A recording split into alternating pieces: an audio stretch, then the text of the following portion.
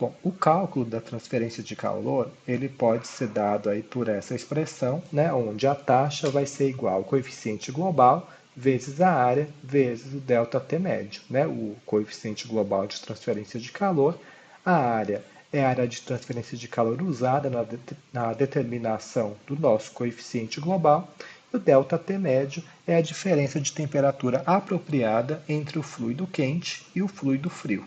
Tá? Lembrando aqui da nossa expressão, né, de 1 sobre o A, que a gente pode utilizar aqui, então, na nossa expressão para calcular a taxa de transferência de calor. Bom, então vamos trabalhar aqui a nossa análise térmica, né? A gente acabou de ver aqui, né, a equação para a taxa de transferência de calor, né? O U ele pode ser aquele U calculado, né, para a área interna ou o U calculado aqui para a área externa. Tá?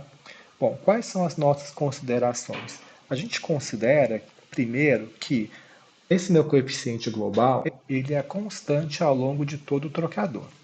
A nossa segunda consideração vai dizer o seguinte, né, que em cada seção perpendicular do trocador, as temperaturas dos fluidos podem ser representadas por temperaturas médias. Tá? A gente vai considerar também que as perdas de calor para o ambiente elas são nulas e o processo ocorre em regime permanente e que também ocorre com equipamento já aquecido. E por último, né, a gente vai considerar que os calores específicos dos fluidos eles são constantes. Bom, vamos analisar então agora a troca de energia entre um fluido quente e um fluido frio para um comprimento infinitesimal de um trocador de calor em escoamento paralelo. Tá? Então a gente tem aqui um trocador de calor, escoamento paralelo. Eu tenho aqui em cima um fluido quente que está escoando e aqui embaixo, né, eu tenho um fluido frio que também está escoando. Tá? Esses dois fluidos, né, vão escoar com uma vazão mássica, né, específica. Então, o fluido quente vai ter uma vazão mássica do fluido quente e o meu fluido frio vai escoar também com uma vazão mássica do fluido frio. Se a gente pegar então esse nosso elemento, né, esse nosso comprimento infinitesimal do trocador de calor, a gente sabe que aqui, ó, o fluido quente, né, ele vai entrar esse meu elemento com uma temperatura Tq e ele vai sair com uma temperatura Tq mais dTq, certo? Então, a gente vai ter aqui um incremento, né, dTq. O fluido frio, ele entra na temperatura Tf e vai sair na temperatura Tf mais dTf. Tá? Lógico que a gente sabe que, na verdade, esse incremento, né, dTq do fluido quente é um incremento negativo, né, porque o fluido frio, o fluido quente, ele vai perder energia e o fluido frio ele vai ganhar energia. Tá? Bom, e aqui, né, a gente tem essa taxa de transferência de calor, esse meu dQ. Né? A gente pode expressar esse meu dQ como o coeficiente global de transferência de calor vezes, né, a diferença de temperaturas, que é a temperatura do fluido quente, né, o TQ menos TF vezes o meu dA. Eu posso falar também que esse meu dQ ele não vai ser igual a vazão mássica do fluido frio vezes o calor específico do fluido frio vezes a diferença de temperaturas. Né? A gente tem aqui, ó, TF mais DTF menos TF. Né? Então, essa diferença de temperaturas vai ser o DTF. Tá? E aqui a gente tem, né, que esse mesmo dQ, né, que o fluido frio está recebendo, tem que ser igual à energia, né, que o fluido quente está cedendo. Tá? Então, nesse caso aqui, a gente colocou um sinal negativo, tá? Porque o fluido quente, né, ele está perdendo energia. A gente vai ter aqui vazão mássica do fluido quente vezes o calor específico do fluido quente vezes um dTq.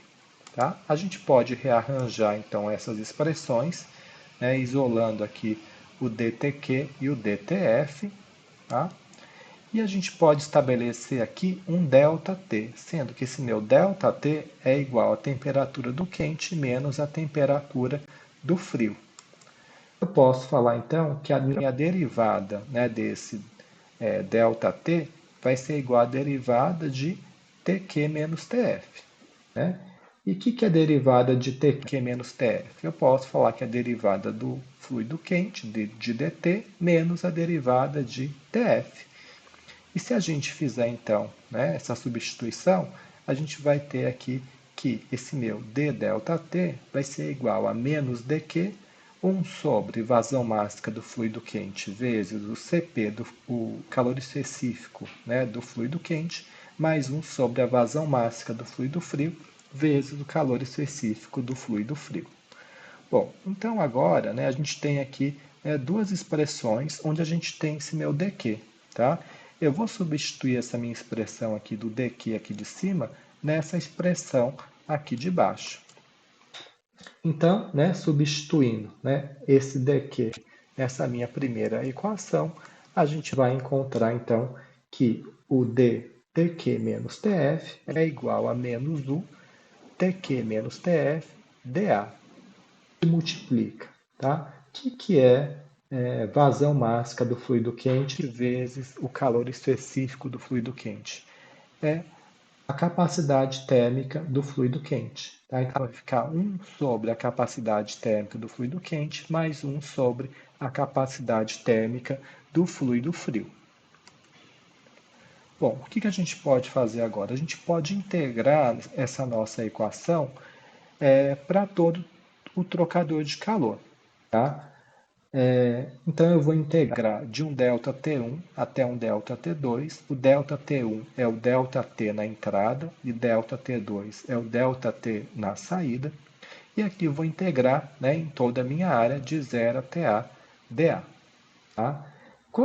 Qual que vai ser essa minha integral aqui? Né? Se a gente lembrar que o ΔT é TQ menos TF, vai ser d ΔT sobre ΔT, né? Que a integral é o ln, certo? Então a gente vai ter aqui, né, que o ln de ΔT2 sobre ΔT1 vai ser igual a menos u, né, integral de dA em toda a área é a própria área, vezes 1 sobre a capacidade térmica do fluido quente, mais 1 sobre a capacidade térmica do fluido frio.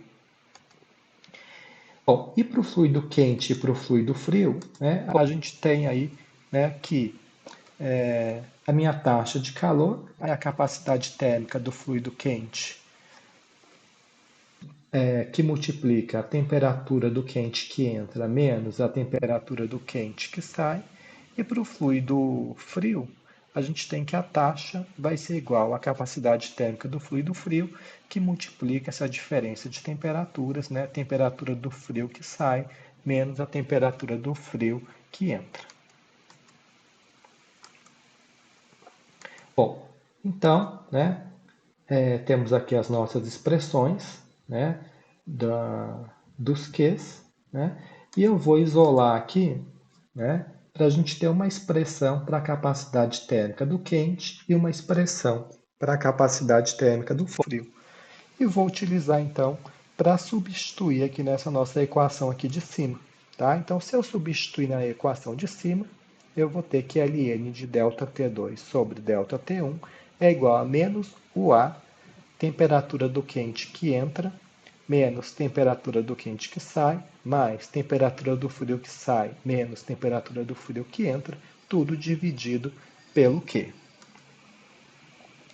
Bom, então tem aqui a nossa expressão, né? O que eu vou fazer? Eu vou só rearranjar, né, alguns termos, né? Vou rearranjar esses termos aqui de temperaturas, tá? Por quê? Eu vou rearranjar aqui de forma que eu tenha ΔT1 e ΔT2, tá? Ou seja, a temperatura do quente que entra, eu vou subtrair aqui, ó, a temperatura do frio que entra. Então, ΔT na entrada é o ΔT1. E aqui eu tenho a temperatura do quente na saída menos a temperatura no frio na saída. E a gente tem aqui o ΔT2. Tá?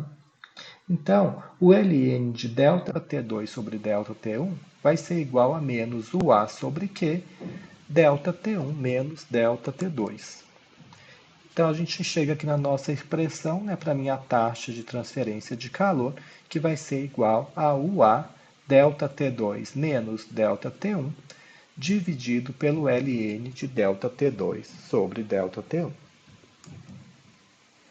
Bom, Essa equação, né, ela foi calculada para o arranjo em paralelo, tá? Mas ela também é válida, né, para o arranjo em contracorrente.